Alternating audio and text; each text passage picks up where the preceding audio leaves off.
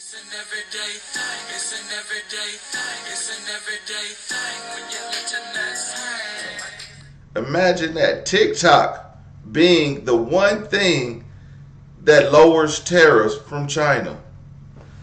Crazy.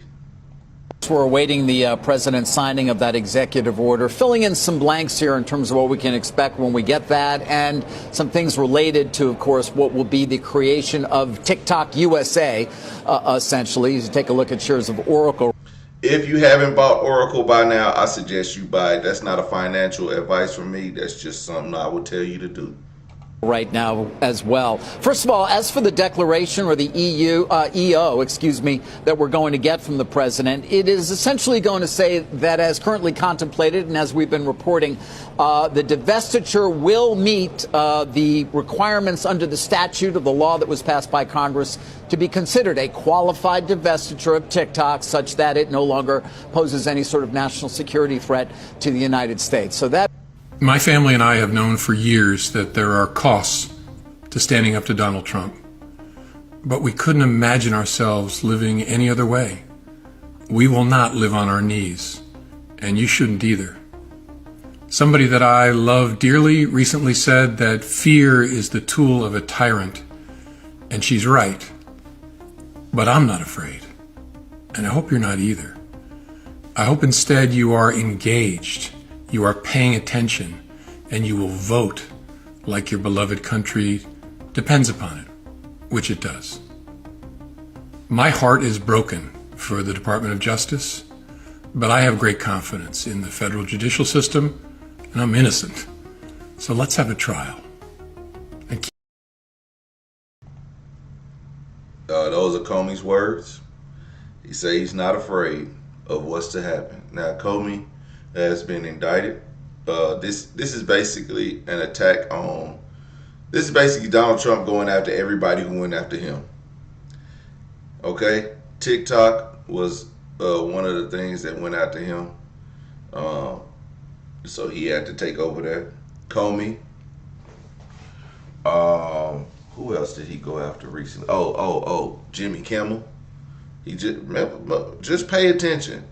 He coming after everybody.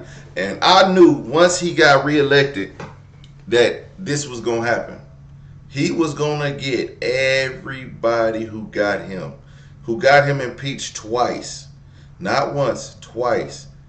That doesn't really make a difference because he was still president, because you can be impeached but he wasn't removed. So that's a whole second step of impeachment. You can be impeached, but you can't be removed. I mean, you can be removed, but he wasn't removed. But Donald Trump has swore vengeance on everyone who was in that.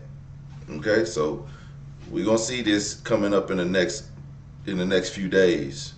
We've just gotten a video statement by James Comey on Instagram. Here it is in full.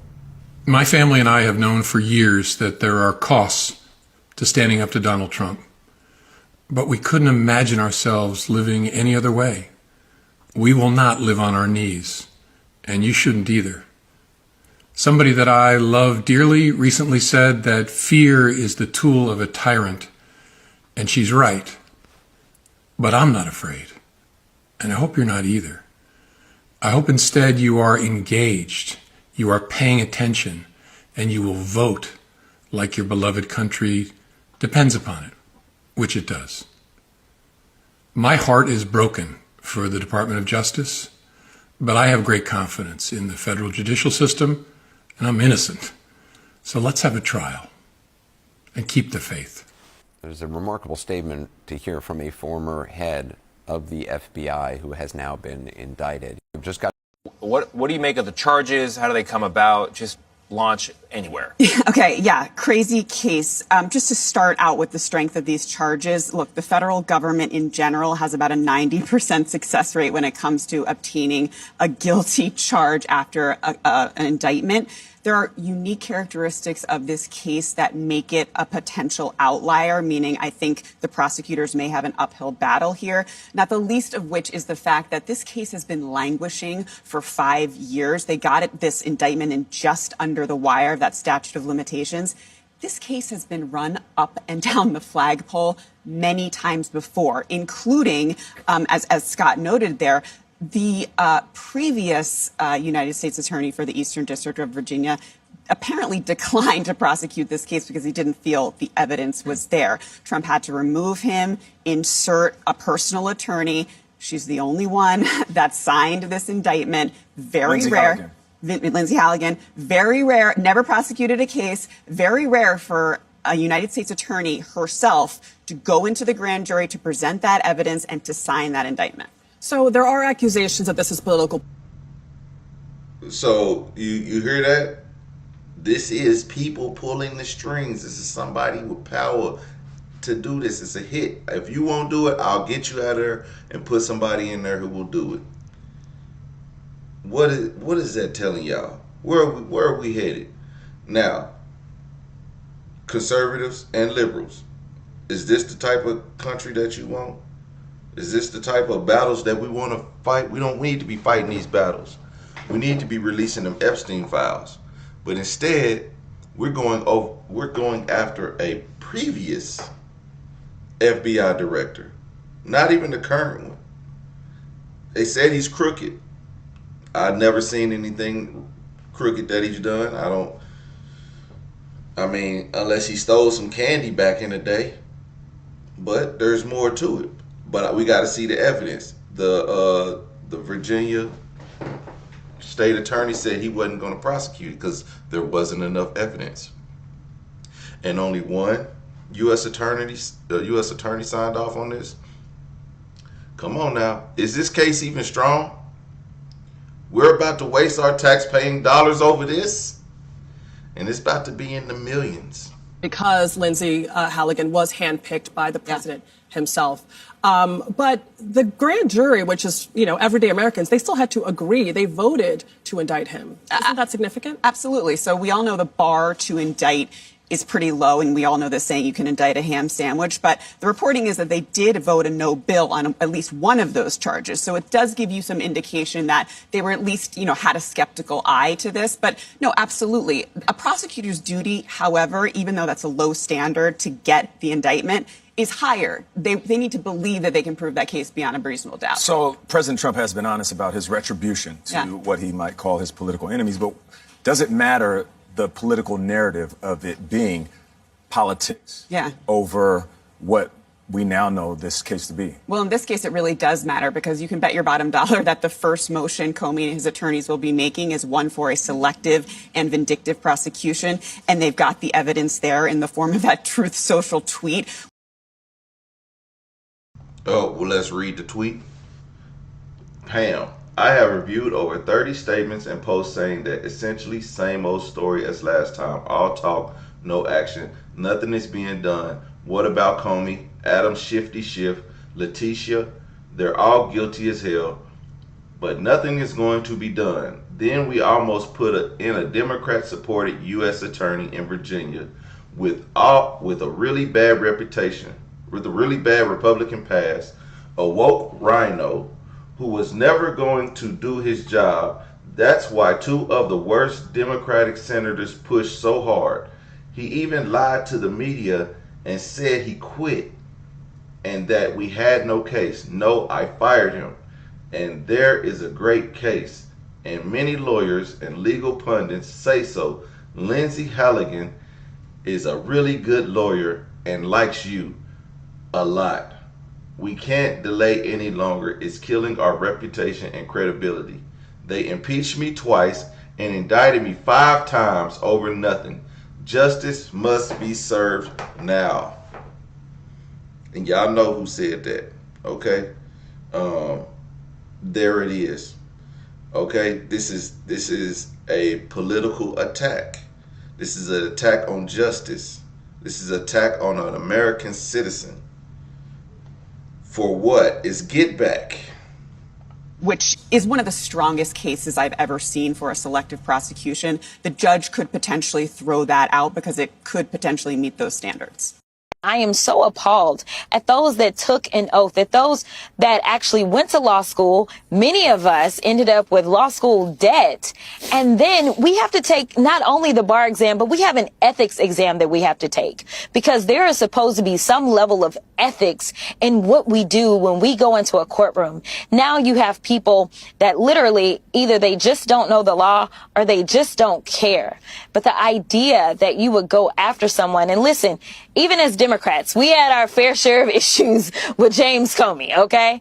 But that's not a reason to prosecute someone. And so here's the deal. If he decides that he wants to continue down this path, I think that they're going to continue to lose.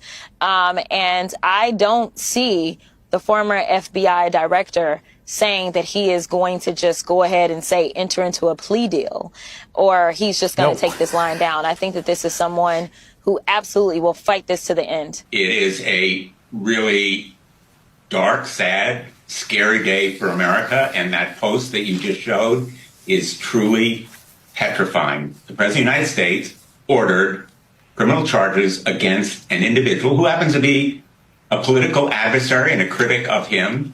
And let's be clear about what's happening here. The president is singling out someone he just doesn't like. What Donald Trump wants to do is sow fear throughout the country. He wants people to shut up. He wants people to go away. And we all need to stand up individually and collectively against this bullying. Look, this is a political prosecution, pure and simple. It's Exhibit A of the corruption of this Department of Justice and our justice system. And it comes in line with all the other lawless things President Trump is doing, cracking down on First Amendment rights, stripping people of their due process. I will just say that anybody who thinks we're on the way to authoritarianism is wrong. We are there. And these are all examples of it. And like James Comey said, we need to stand up. Did Pam Bondi go to law school? You follow the facts before you indict someone for a crime. You do not indict them and say, well, now we got to go look for some facts. Her statement shows this thing is a complete political hatchet job. And I think it's going to blow up in the Trump administration's face, because having practiced law in the Eastern District of Virginia for 17 years, I don't see any of the judges in this district dignifying this political persecution. The Trump prosecutor behind the indictment of former FBI Director Jim Comey is facing both praise and condemnation today. Lindsay Halligan, appointed U.S. Attorney for Virginia on Monday, delivered what President Trump wanted so badly. This is big news. Many of us expected it. I think it's long overdue. This is a mad king picking off each of his political enemies. Today, as Trump headed to a golf tournament with his granddaughter Kai, he brushed off the criticism that he's on a revenge crusade. Is this more about justice or is it about revenge? It's about justice, really. It's not revenge. It's about justice. It's also about the fact that you can't let this go on. They are sick, radical left people, and they can't get away with it. Will you appoint a permanent U.S. attorney to try this case? Lindsay Halligan has never tried a case. Well, okay, but it's a pretty easy case because, look, he lied. 36-year-old Lindsay Halligan, the attorney handpicked by Trump to take on James Comey, has never even prosecuted a case. In fact, she has a background in insurance law. She grew up in Colorado, playing high school basketball and competing in beauty pageants. That's Lindsay at the 2010 Miss Colorado USA competition. Also on the stage is Charlie Kirk's widow, Erica, who went on to compete in the Miss USA pageant as Miss Arizona. Lindsay worked as a model in Miami to help pay her law school tuition. She met President Trump at his Palm Beach golf club. Definitely not qualified. I'm with Charlie Kirk on this one. Definitely not qualified. Charlie, when y'all go? I need Charlie to talk about his own people and tell us about these white women, cause you telling me you picked an insurance lawyer to indict a previous head of the Department of Justice? Come on, man. And joined his legal team. Make no mistake, Their goal is to put him in prison. When he was elected president, Halligan moved to the White House as a special assistant. She was seen in the Trump entourage at the U.S. Open earlier this month, where she wore a stylish white jacket and matching shorts. Now, the pressure is on her to convict Comey.